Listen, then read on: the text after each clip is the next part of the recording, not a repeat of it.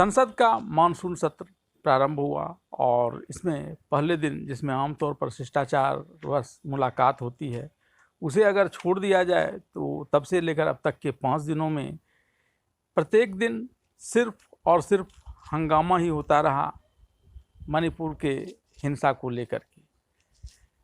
पक्ष विपक्ष दोनों ही सदन में इस बात को चर्चा कराने के लिए अड़े हुए थे, लेकिन दोनों के चर्चा के लिए तैयार होने के बावजूद चर्चा नहीं होकर वहाँ हंगामा हो रहा था। और वह हंगामा इसलिए हो रहा था क्योंकि चर्चा के तरीके पर आपत्ति थी। विपक्ष जहाँ प्रधानमंत्री को सदन में आकर बोलने की बात कर रहा था, वहीं सत्ता पक्ष की तरफ से गृह मंत्री अमित शाह बोलने के लिए तैयार थे। अगर बातचीत करनी होती तो बातचीत हो जाती। यहाँ करना तो है अगर नैरेटिव सेट, और वो तभी होगा जब अपने अपने तरीके से वे वहाँ चर्चा कराने में सफल होते। और अब जब ये इस रूप में सफल होते नहीं दिखे तो विपक्षी राजनीतिक दलों ने एक नया तरीका अपना लिया, अविश्वास प्रस्ताव पेश कर दिया लोकसभा में। और इसके लिए कांग्रेस के गोगोई ने वहाँ आज 10 बजे से पहले ही 9:30 बजे के आसपास जाकर सेक्रेटरी के पास में अविश्वास प्रस्ताव की कॉपी दे दी 50 लोगों के साथ, सांसदों के हस्ताक्षर के साथ। और फिर सदन में जब इसे दिया गया तो वहाँ अध्यक्ष ओम बिरला ने इसे स्वीकार कर लिया। और हालांकि चर्चा की तिथि को लेकर अभी कोई बात नहीं कही गई है, लेकिन उन्होंने कहा कि सभी राजनीतिक दलों से इस पर चर्चा कर एक दिन तय कर लिया जाएगा कि किस दिन इस पर चर्चा होगी, फिर किस दिन इस पर वोटिंग होगी।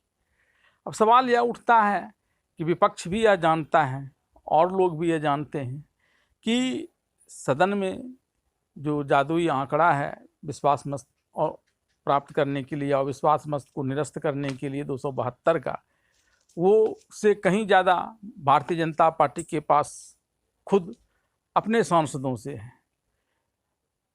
और दलों के सांसदों को, एनडीए के सांसदों को मिला जाए तो यह संख्या बढ़कर 333 तक हो जाती है। लिहाजा यह तय है कि संसद में जो अविश्वास प्रस्ताव विपक्ष के द्वारा लाया जा रहा है वो गिरेगा। इसके बावजूद विपक्ष इसे क्यों ला रहा है, जब सारी बातें वह जान रहा है कि इसका गिरना तय है।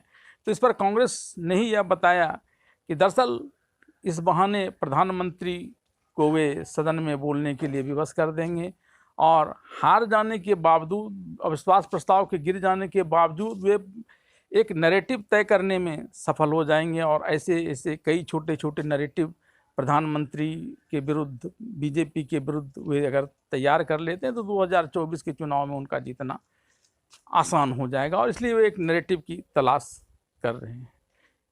इसमें कितने सफल होंगे या तो बाद में पता चलेगा। फिलहाल हम में से बहुत सारे लोग यह जानना चाहते होंगे कि क्या प्रक्रिया होती है अविश्वास प्रस्ताव लाने की। अविश्वास प्रस्ताव लाने के लिए सबसे पहले अध्यक्ष के जो रजिस्ट्रार होते हैं उसके सामने 50 सांसदों से हस्ताक्षरित एक आवेदन देना होता है कि सदन में अविश्वास प्रस्ताव लाना चाहता हूँ। और जब यह वहाँ दे दिया जाता है तो दूसरे दिन सदन में उसे सबसे पहले सदन की अनुमति लेनी होती है कि वह सदन में अविश्वास प्रस्ताव लाना चाहता है। और जब यह अनुमति सदन से मिल जाती है तो फिर अध्यक्ष उसके लिए एक तिथि निर्धारित करते हैं कि इस पर किस दिन बहस होगी। अमूमन उस दिन भी तय बता दिया जाता है अध्यक्ष के द्वारा, और नहीं तो 10 दिनों के अंदर अध्यक्ष को यह तय करना होता है कि किस दिन इस पर बहस होगी और किस दिन इस पर मतदान होगा। इस मतदान में सिर्फ लोकसभा के ही सांसद इसमें अपना मतदान कर सकते हैं। अगर प्रधानमंत्री लोकसभा के सदस्य हैं तब तो वे मतदान करेंगे, और अगर वे राज्यसभा के सदस्य हुए तो फिर वे भी मतदान नहीं कर पाएंगे। और इसमें चर्चा होती है और चर्चा के दौरान अंत में वोटिंग होता है। और वोटिंग में अगर जो आंकड़ा होता है बहुमत प्राप्त करने का, साधारण बहुमत, वो अगर प्राप्त कर लेता है तो अविश्वास प्रस्ताव पारित माना जाता है, और अगर वो नहीं पास कर सकता है तो फिर वह अविश्वास प्रस्ताव गिर जाता है। अब सदन में देखना दिलचस्प होगा कि यह आगे किस प्रकार से काम करता है और इससे विपक्षी दलों का क्या नैरेटिव सिद्ध होता है और एनडीए और बीजेपी का अपना क्या नैरेटिव तय होता है।